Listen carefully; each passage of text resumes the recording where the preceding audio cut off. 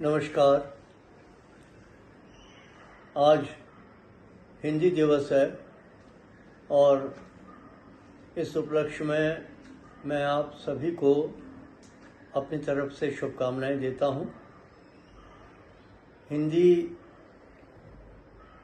भाषा जिसे हम खड़ी बोली कहते हैं, जो आज बोली जाती है और जिसमें साहित्य सृजन होता है,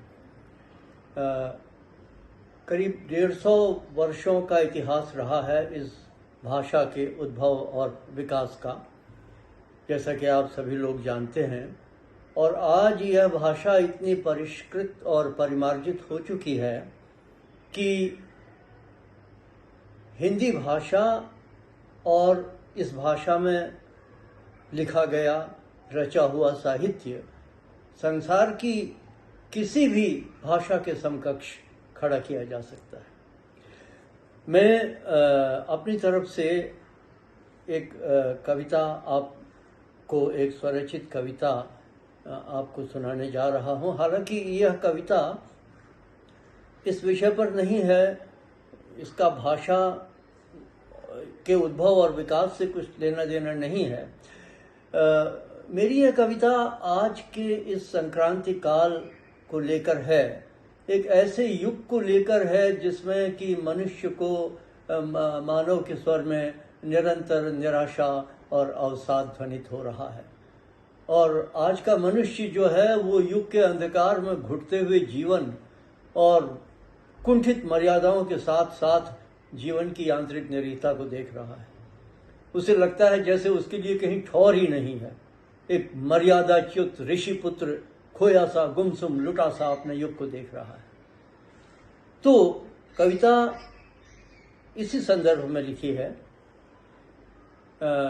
उषा का संबोधन है, उषा प्रातःकाल प्रभात काल, कि उषा आज मेरी धरती पर उतरो, ले रवि ऐसा अनिमृत कि बाह्य विश्व के साथ करो अंतर्मन भी कुछ आलोकित।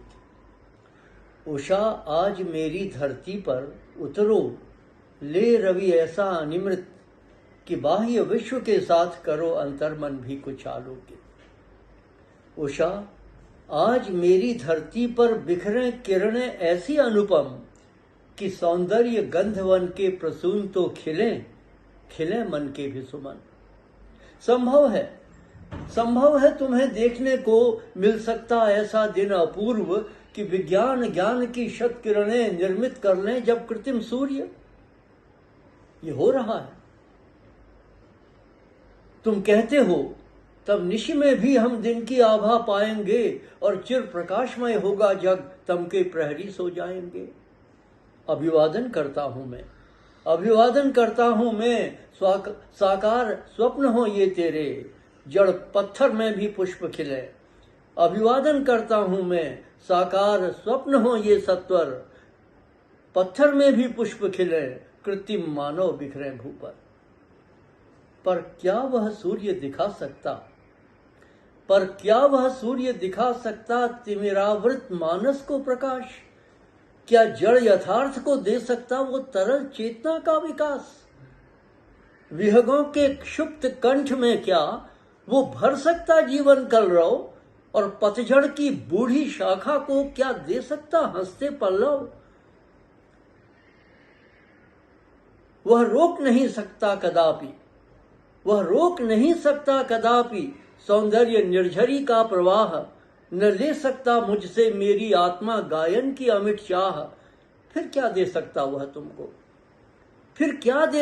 वह तुमको केवल जड़ जीवन, मृत वैभव, और यंत्रों पर आश्रित मानव क्या केवल एक चलता फिरता शव।